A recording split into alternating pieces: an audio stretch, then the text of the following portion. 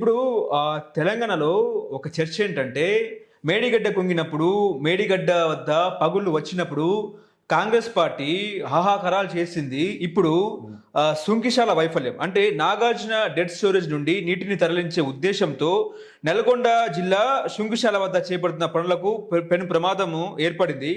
Pump హౌస్లో కుప్పకూలిన retaining wall. అంటే కాంగ్రెస్ సర్కార్ గత బీఆర్ఎస్ సర్కార్ పై నెట్టివేసే కుట్ర చేస్తుందా అంటే ఏం చెప్తారు? సుంకిశాల వైఫల్యం అనేది మీరు ఎట్లా చూస్తారు సార్? ఇప్పుడు సుంకిశాల ఈ ప్రాజెక్టు ప్రపోజల్ కాంగ్రెస్ ప్రభుత్వం ఉన్నప్పుడే విజయభాస్కర్ రెడ్డి గారు ముఖ్యమంత్రి ఉన్నప్పుడు అవడం జరిగింది. అయితే అప్పుడే ఉన్న ప్రతిపక్షంలో ఉన్న తెలుగుదేశం కానీ మిగతా పార్టీస్ కానీ దాన్ని తీవ్రంగా వ్యతిరేకించినాయి. ఇది కరెక్టు స్థలం కాదు, ఇక్కడ నుంచి మనం తీసుకుపోవడానికి వీల్లేదు, ఆల్టర్నేటివ్గా వేరే దగ్గర నుంచి వెళ్ళి చూపెట్టినప్పుడు దాని మీద ఒక ఎక్స్పర్ట్ కమిటీ కూడా వేసారు. దాని బహుశా తాతారావు గారు కమిటీ ఏమంటారు. ఆ కమిటీ వేసినప్పుడు ఆ కమిటీ కూడా ఏమొచ్చిందంటే ఈ శృంఖలేశ దగ్గర వద్దు, ఓకే, అది వేరే దగ్గర ప్రాజెక్ట్ కానీ నీళ్ళు తీసుకుంటున్నారు. అది ఎప్పుడు మళ్ళీ బీఆర్ఎస్ 2014 వచ్చిన తర్వాత అంతకుముందు ఏదైతే మనకు నీటిని నాగార్జున సాగర్ నుంచి వెళ్ళి హైదరాబాద్కు తరలించారో ఆ ప్రత్యామ్నాయ స్కీమ్ పక్కకు పెట్టి వీళ్ళు మళ్ళీ శృంఖలేశ అక్కడ ఆనకట్ట నుంచి వెళ్ళి మళ్ళీ వీళ్ళు నీళ్ళు తీసుకోవడం మొదలుపెట్టి, సార్ నీళ్ళు తీసుకున్నారా, ఈ ప్రత్యామ్నాయం ద్వారా తీసుకున్నారా, శృంఖలేశ్వర దగ్గర తీసుకున్నారా, ఆయా ప్రభుత్వాల యొక్క నిర్ణయాలకు వాళ్ళు మేము తీసుకున్నామని చెప్తారు. కానీ ఇక్కడ సమస్య ఏంటంటే ఆ ప్రాజెక్ట్ కూలిపోయే దశకు వచ్చే వరకు కూడా మెయింటెనెన్స్ కానీ మిగతా టెక్నికల్ విషయాలు కానీ పట్టించుకోకపోవడం అన్నది మాత్రం అది చాలా క్రిమినల్ నెగ్లిజెన్స్. అంటే చాలా ఒక విధంగా అది పరిపాలనా వైఫల్యము, అది ఒక విధంగా అది ఒక పెద్ద వైఫల్యంగానే కూడా మనం చూడాల్సి ఉంటుంది. అంటే ఇదంతా గత బీఆర్ఎస్ ప్రభుత్వం తప్పని చెప్పి కాంగ్రెస్ లేదు కాంగ్రెసే ఇదంతా దాచింది అని చెప్పేసి బీఆర్ఎస్ నిజమే అంటారా? ఇప్పుడు ఎట్లుంటుందంటే ఎప్పుడు కూడా రాజకీయ పార్టీల మధ్య జరిగే వివాదం దానికి బలి అయ్యేది ఏంటంటే అధికారులు. వాస్తవాలు ఎప్పుడు కూడా రాజకీయ పార్టీల మధ్య జరిగే వాగ్వివాదాలు, ఆరోపణలు ప్రత్యారోపణలు, రకరకాల ఆర్గ్యుమెంట్స్తోని బలి అయ్యేది వాస్తవాలు. ఎప్పుడు కూడా అదే జరుగుతుంటుంది. వాస్తవం ఏంది, అక్కడ అది కూలిపోయింది, ప్రాజెక్ట్ కూలిపోయింది. ఎవరి వల్ల కూలిపోయింది? అంటే ఎవరి నిర్లక్ష్యం వల్ల కూలిపోయింది? ప్రభుత్వాల నిర్లక్ష్యం వల్ల కూలిపోయింది. ఓకే, అది ఒప్పుకోకుండా బీఆర్ఎస్ వాళ్ళు కాంగ్రెస్ అదంతా ప్రజాధనం మళ్ళీ చచ్చినట్టు మన ట్యాక్సెస్ నుంచి మనం కట్టాల్సి ఉంటుంది. అంటే ప్రభుత్వ వైఫల్యాలు అధికారంలో ఉన్నప్పుడు ఆ పార్టీ ఒక తరీకా మాట్లాడుతుంది, అధికారం పోయి ప్రతిపక్షం వచ్చిన తర్వాత ఒక తరీకా. బీఆర్ఎస్ దానికే మినహాయింపు కాదు, కాంగ్రెస్ పార్టీ మినహాయింపు కాదు. కానీ ఒక విధంగా ఏంటంటే ఇవి ఎట్లా చూడాలంటే ప్రాజెక్టులు కానీ లేకపోతే పెద్ద పెద్ద దేశ ప్రయోజనాలకు, రాష్ట్ర ప్రయోజనాలకు ఏవైతే అవసరమైతే నిర్మాణాలు ఉంటాయో ఆ నిర్మాణాలప్పుడు అవి ప్రజలకు సంబంధించినది, రాష్ట్రానికి సంబంధించినది, భవిష్యత్ తరాలకు సంబంధించినదని ఒక స్పృహ, ఒక జ్ఞానం, ఒక సోయి ఆ అధికార పార్టీలకు ఉండాలి. అధికారం ఏవైతే చెలాయిస్తున్నారో వాళ్ళకు ఉండి ఈ ప్రాజెక్టు సక్రమంగా కట్టాలి, నిర్వర్తించాలి, అది ప్రజలకు ఉపయోగపడి చేయాలి. అట్లా చేయకుండా ఉండి ఆ పార్టీ ఒకటి కూలిపోయింది, ఈ పార్టీ, రెండు పార్టీలు దీనికి కారణమే కొంతవరకు. ఇప్పుడు దేశంలో మొన్నటిదాకా ఇటు వైసీపీ ప్రభుత్వము మోడీ గవర్నమెంట్తో ఉంది, అటు ఇండైరెక్ట్గా కూడా సపోర్ట్ చేసింది. చంద్రబాబు నాయుడు ఆల్రెడీ బీజేపీతోనే ఉన్నారు, సపోర్ట్ చేస్తున్నారు, ఆయన పవర్లోకి వచ్చినారు. ఇప్పుడు ఏంటంటే నిన్న వక్ఫ్ బోర్డు సవరణపై నిన్న పార్లమెంట్లో తీర్మానించినారు, ప్రతిపక్షము వ్యతిరేకించింది. ఇప్పుడు వక్ఫ్ బోర్డు సవరణలకు వ్యతిరేకించిన వైసీపీ ఎన్డీఏతో భావపవన్ ఉన్నారు. ఎన్డీఏ కూటమికి జగన్ కొంచెం దూరంగా ఉన్నట్టు మనకు అనిపిస్తుంది. ఎందుకంటే నిన్న ఆ బిల్లుకు వీళ్ళు వ్యతిరేకించారు.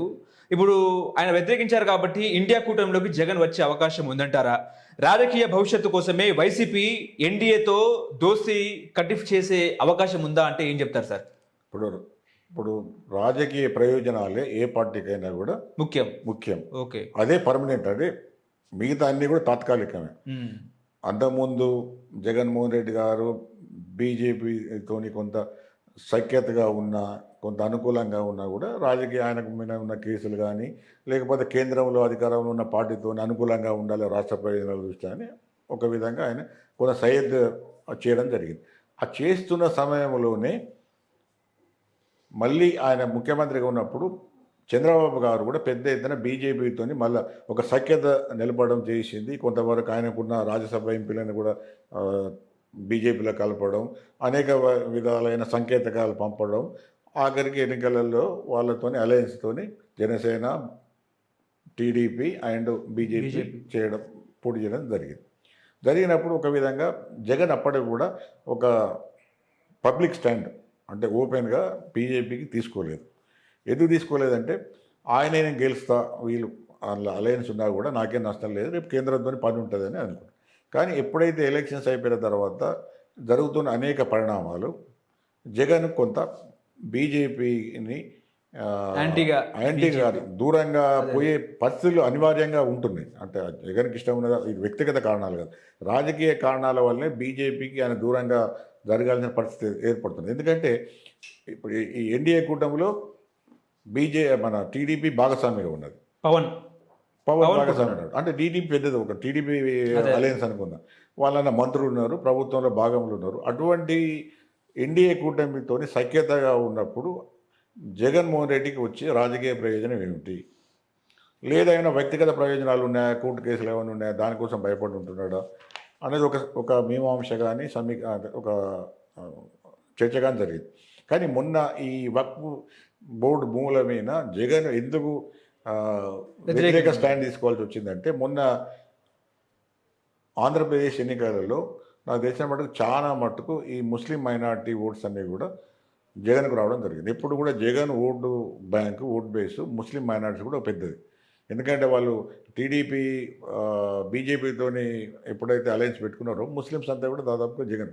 కాబట్టి ఈ ముస్లిమ్స్ ప్రయోజనాలు వక్ఫ్ బోర్డు ప్రయోజనాలకు సంబంధం ఉంటుంది. కాబట్టి సహజంగానే వైసీపీ ఆ బిల్లును అపోజ్ చేయాల్సి వస్తుంది. అది భవిష్యత్తులో నిన్ననే కాదు, మళ్ళీ ఎప్పుడు బిల్లు ప్రవేశపెట్టినా కూడా ఆయనకున్న 12 మంది రాజ్యసభ ఎంపీలు కానీ 4 పార్లమెంట్ ఎంపీలు కానీ తప్పకుండా ఆ బిల్లును ఆయన వ్యతిరేకిస్తారు. ఎందుకు వ్యతిరేకిస్తాడు అంటే, ఆయనకి ఇక్కడ బేస్ పెద్ద ఎత్తున ముస్లిం బేస్ ఉంది కాబట్టి దాన్ని దెబ్బతినకుండా ఉన్నానంటే ఆ బిల్లును తప్పకుండా వ్యతిరేకిస్తాడు ఒకటి.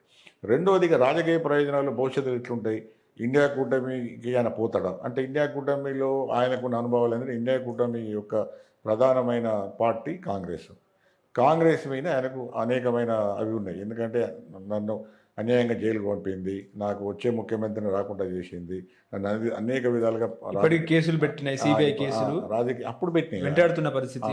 అదే కేసులు కాంగ్రెస్ గవర్నమెంట్లో పెట్టింది, నాట్ బీజేపీ గవర్నమెంట్. కాంగ్రెస్ గవర్నమెంట్లోనే జగన్మోహన్ రెడ్డి గారి మీద అనేక కేసులు పెట్టింది. కాంగ్రెస్ గవర్నమెంట్ కాలంలోనే ఈయన జైల్లో ఉన్నాడు.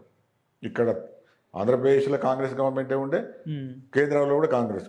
కాబట్టి ఆయనకు చాలా అనుమానాలు, ఒక విధంగా అసంతృప్తి, కోపము. సోనియా గాంధీ అన్నా లేకపోతే సోనియా గాంధీ ఫ్యామిలీ అన్నా కూడా ఆయనకు పెద్ద ఇష్టం లేదు.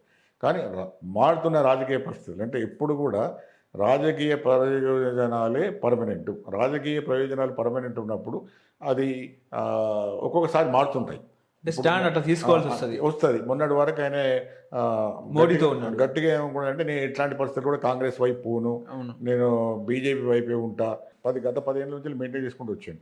కానీ ఇప్పుడు మారిన రాజకీయ పరిస్థితులకు అనుగుణంగా ఇప్పుడు బీజేపీ అన్నది ఆయనకు దూరం అయిపోయింది. కాబట్టి రాబోయే కాలంలో రాజకీయ మనుగడ కోసం కానీ, లేకపోతే ఆయన మిగతా విషయాలలో కానీ కొంత సెక్యులర్ ట్రెండ్స్ ఉంటాయి. కాబట్టి నేను అనుకుంటే ఆయన జైన్ కాకుండా కూడా ఏదో లెవెల్లో కొంత అనుకూలంగా ఇండియా కూటమి వైపు ఉండొచ్చు, ఇండియా కూటమికి దూరంగా ఉండొచ్చు. లేకపోతే మూడో ఆల్టర్నేటివ్ మార్గం ఏంటంటే, దేనిలో ఉండకుండా కూడా ఇష్యూస్ బట్టి, అంటే సమస్యలు బట్టి, అంటే ఇవాళ నిన్న వక్ఫ్ బోర్డు వచ్చింది, అటువంటి వాటిల్లో దాని ఇష్యూ బట్టి సపోర్ట్ దేనికి ఉండాలో అట్లా కూడా ఆయన ఆప్షన్ పెట్టుకోవచ్చు. భవిష్యత్తులో ఆయన రాబోయే రాజకీయ పరిణామాలు ఏ విధంగా మారుతాయి దాని ప్రకారమే ఆయన పోవాల్సి ఉంటుంది.